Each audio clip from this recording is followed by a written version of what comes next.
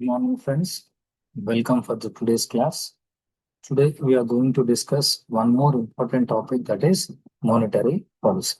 So, as far as monetary policy is concerned, monetary policy is a policy where deals with the money supply and demand in the country. So, monetary policy is one of the important policy of Reserve Bank of India, which is acting as an instrument, uh, and how this instrument will control the money supply in the country. So, coming straight away, going with the topic, what we can understand is, so straight away we'll go to the topic. So monetary policy refers to the use of monetary instruments under the control of the central bank to regulate magnitudes such as interest rates, money supply, and availability of credit with a view to achieving the ultimate objective of economic policy. So monetary policy, I said, it is used as an instrument. So which instrument it is used as a monetary instrument?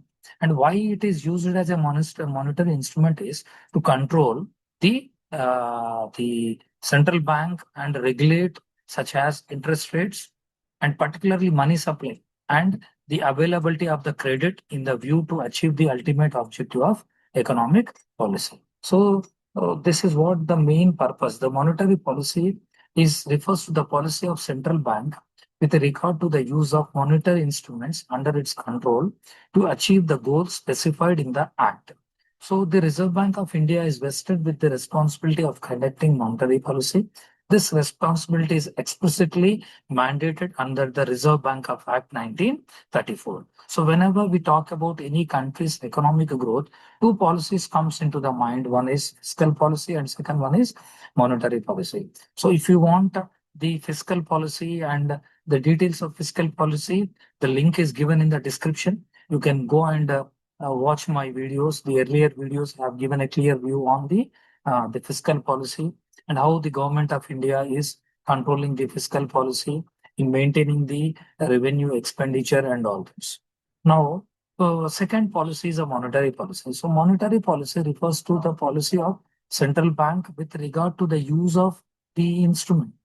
So, and this instrument is specified in the Act, and this Act was in the 1934 by Reserve Bank of India. So, monetary policy is controlled and managed by the Reserve Bank of India. So, next, coming to the next point.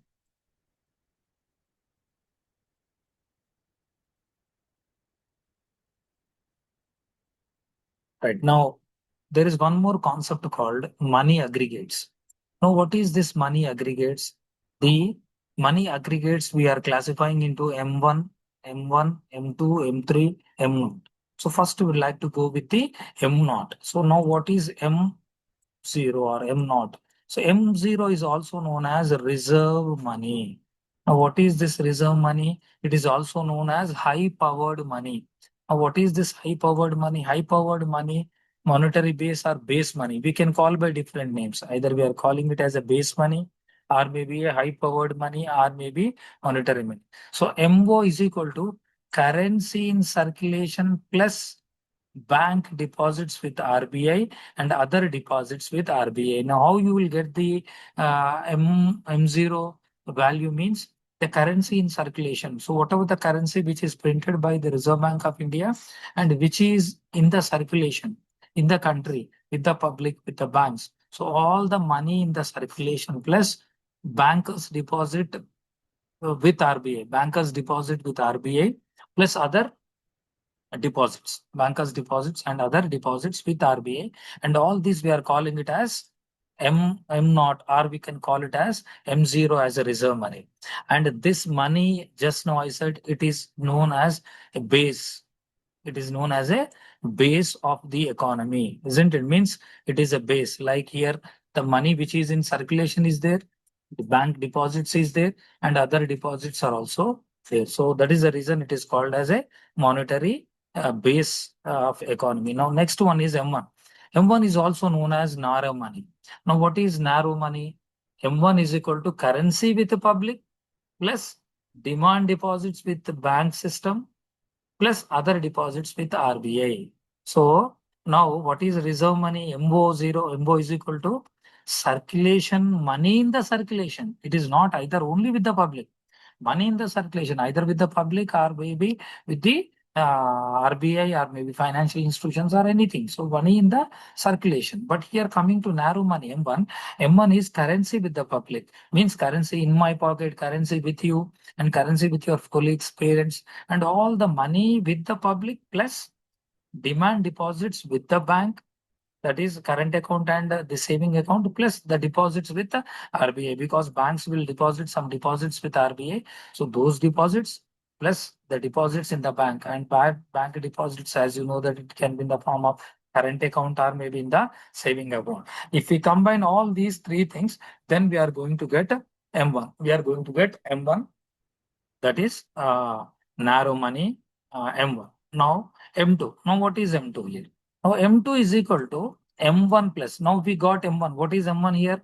Currency with the public plus time deposits. Time deposits is in the form of capital account and the saving account, sorry, current account and saving account and other deposits. Now coming to M2. M2 is equal to M1 plus, means all the three things plus the deposits with the post office. Yes, very, very important. Because deposits cannot only with the banks or with RBI, but deposits can also with the post office. So if we want M2, M2 is equal to M1, means all the circulation of the money with the public and the time deposits and deposits with RBI plus the total deposits of the post office. So post office, then it is called as M2.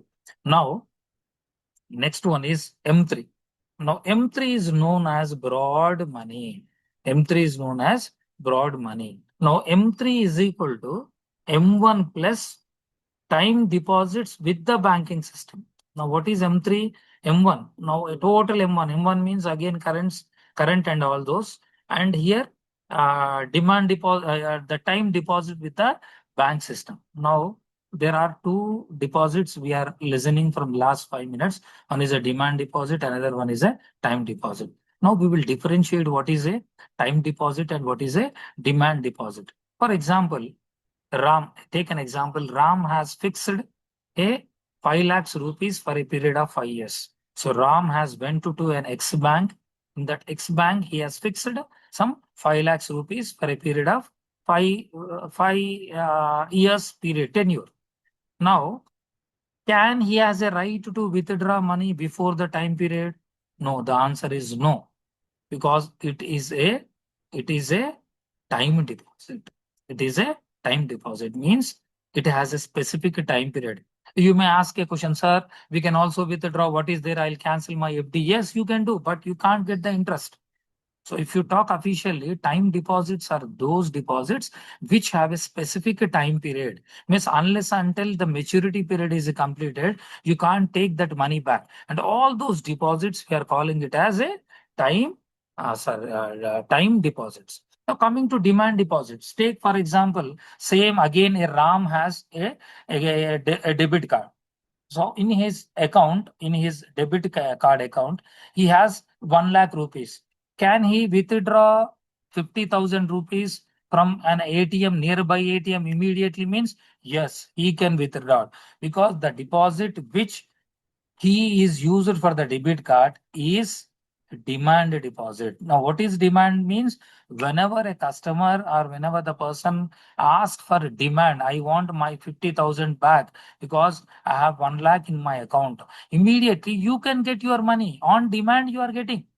But coming to time deposit, you can't get it on time because it follows certain uh, time period. Maybe 1 year, 3 months, 1 year, 6, 5 years, 10 years. A tenure will be there. So before completing the tenure, before completing the maturity, you can't take that. So that is the basic difference between the time deposit and a demand deposit. Now coming to M3. M3 is nothing but M3 is known as a broad money, and M4 is equal to M3 plus all deposits of post office. So, and these all we are calling it as money aggregates, and these money aggregates are important when we are discussing the monetary policy. When you are discussing the monetary policy, isn't it? So now coming to next one, the liquidity means how fast an instrument can be converted into a cash, isn't it? And the liquidity of these measures are M1, M2, M3, and M4. So these are very, very important, and we are calling it as money aggregators. Move to the next slide. Now, why this monetary policy is important? Why the government of India will control the money supply, the credit control, inflation, and all these, how it is going to be done, and it has certain objectives. So monetary policy objectives, what are those objectives? We are going to discuss those objectives one by one. The first objective is monetary policy as fiscal policy and other policies also. It helps in the rapid economic growth. Yes, it helps in the rapid economic growth. And second important one is it helps in maintaining the price stability. Means whether it is a fluctuation like inflation and inflation, all these can be controlled by monetary policy. So we are in the coming classes, we are going to discuss how we are going to control this the price stability by certain instruments we are going to discuss now. Now, and one more concept called exchange rate stabilities can also be maintained by the monetary policy. And we can also control the balance of payments equilibrium. So friends, if you want the balance of payments class, you can refer to my playlist. It is there in the playlist. So balance of payments are those payments. It is entered as a dual entry system. All inflows and outflows, all imports and exports are entered into a double entry ledger system. And always the BOP should be equivalent to zero. It should not be surplus or it should not be deficit. So always BOP should be equivalent to zero. So we can call it as the balance of payments equilibrium. So this can also be controlled by the monetary policy. And one more important concept is full employment. So by this, we can also generate the employment opportunities. And last one is it helps in equal income distribution. It helps in the equal income distribution also. So these are the main objectives. These are the main objectives. Why these objectives are there important for particularly from the monetary policy point of view. So these are the objectives. Now, how these objectives are attained, we are going to study in the coming classes. Yes. Now, how this monetary policy is done? How this? So it can be done in two ways. One is an expansionary monetary policy, and second one is contractionary monetary policy. Now, monetary policy of India is a policy formulated and implemented by the Reserve Bank of India to regulate the money supply, availability of the credit, and interest rate in the economy. Its primary objective, just before we have been discussing about its primary objective is price stability, control of inflation, economic growth, and financial stability. All these are most important. And to do this, two types of monetary policies are applied here. One is a expansion monetary policy, and second one is contractionary monetary policy. Now, what is expansionary monetary policy? Means increase money supply and credit availability to stimulate economic growth. Whenever the government of India feels there is a shortage of money in the country, whenever they feels when there is a shortage of money, they apply expansionary monetary policy.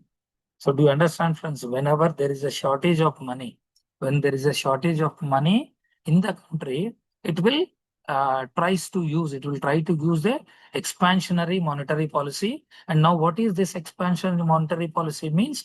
It increases money supply and credit availability to stimulate economic growth, because in the market there is no money, or the amount of money which is supposed to be there in the market, that amount is not there. So in that context, what RBI will do is RBI will push the money. RBI will push the money, expand the money to the market. Now, how they will do? They increase the money supply and credit availability to the banks. if banks has enough money with them, so possibility is there, they can give more loans to the public. So by that, the credit availability is also grows. If more loans are given to the public will take the loan and they'll pay the interest and they'll pay the principal amount. By that, the banking operations will work smoothly. So first concept is expansionary monetary policy. Expansionary monetary policy is applied when the government of India and RBI feels that there is a shortfall of money in the country and we need to increase the money supply and the credit availability is to stimulate the economic growth. This is one side. Now coming to the second side, when they apply the contractionary money supply, the RBI and government of India feels that there is excess of money is available in the market. They feels that there is excess of money in the market. They feels that there is excess of money in the market.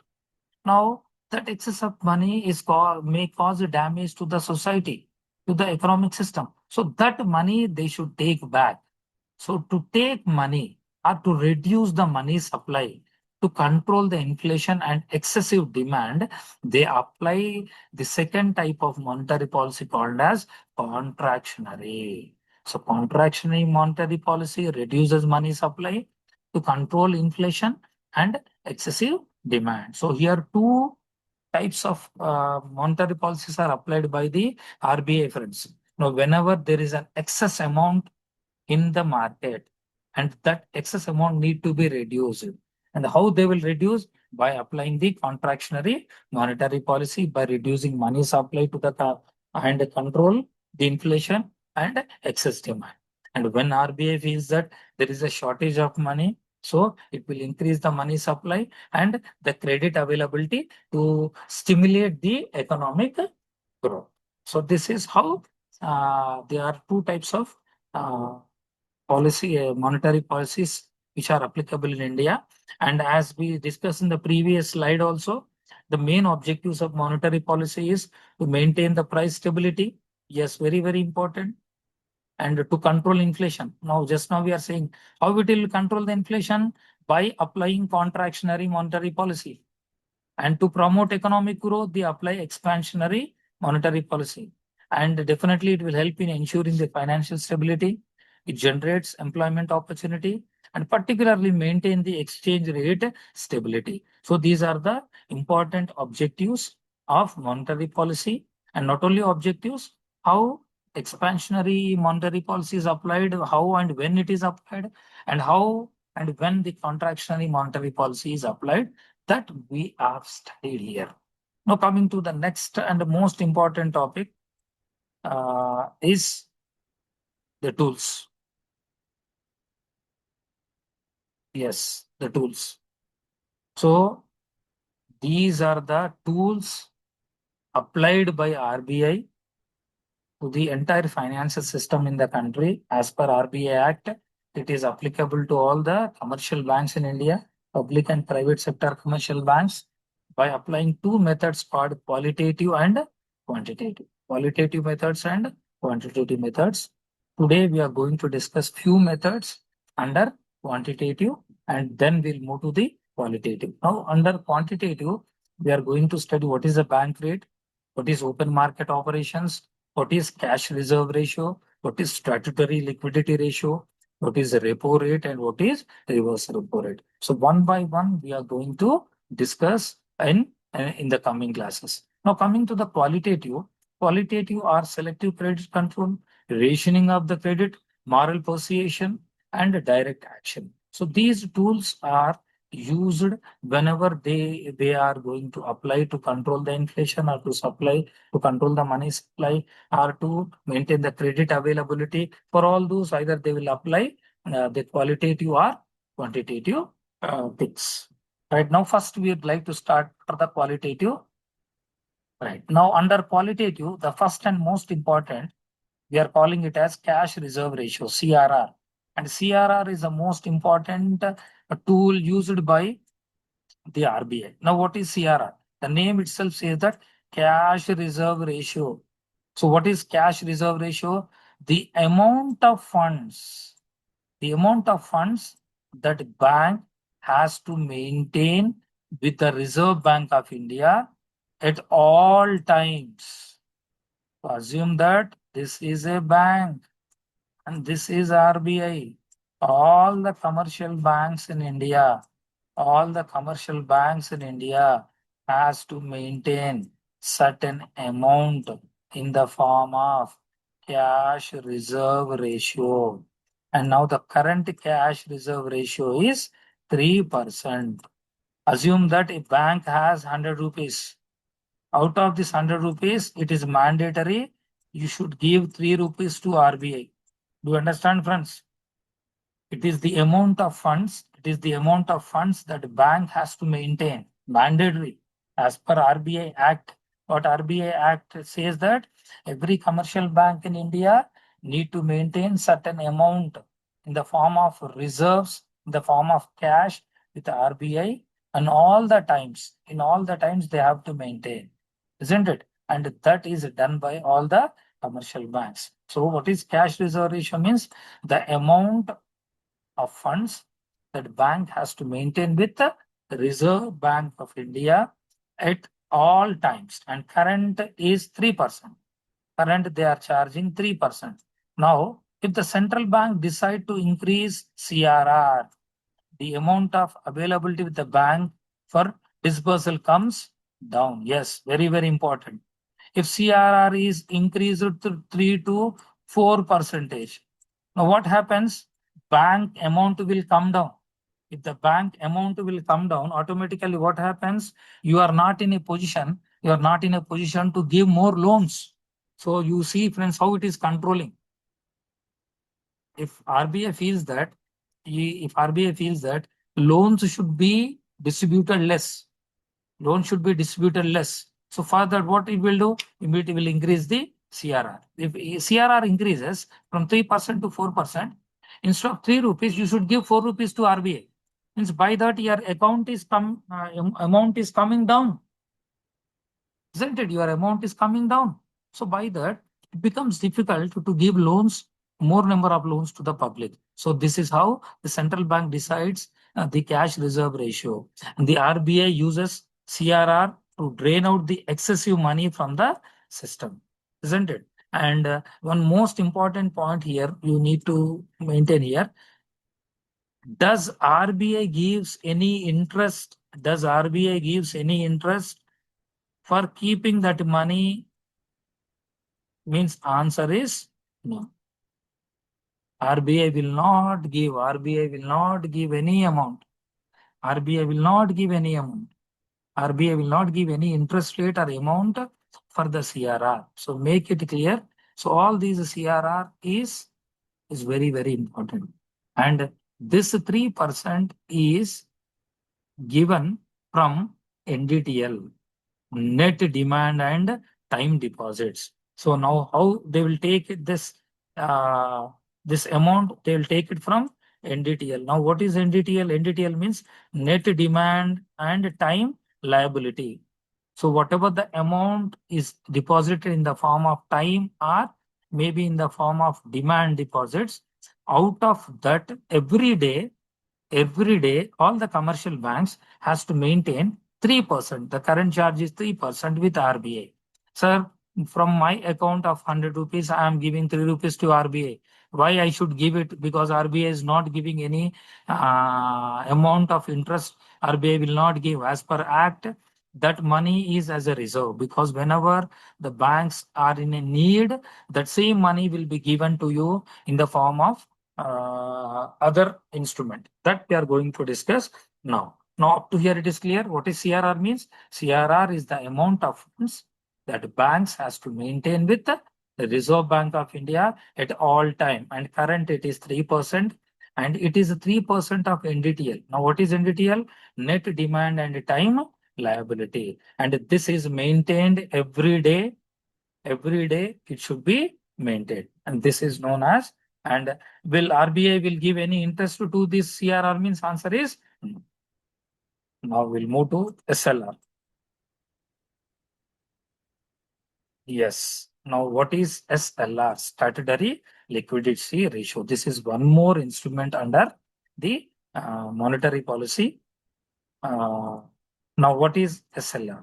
Now, it is a minimum percentage of deposits that a commercial bank has to maintain in the form of liquid cash, gold, or other securities. Listen carefully.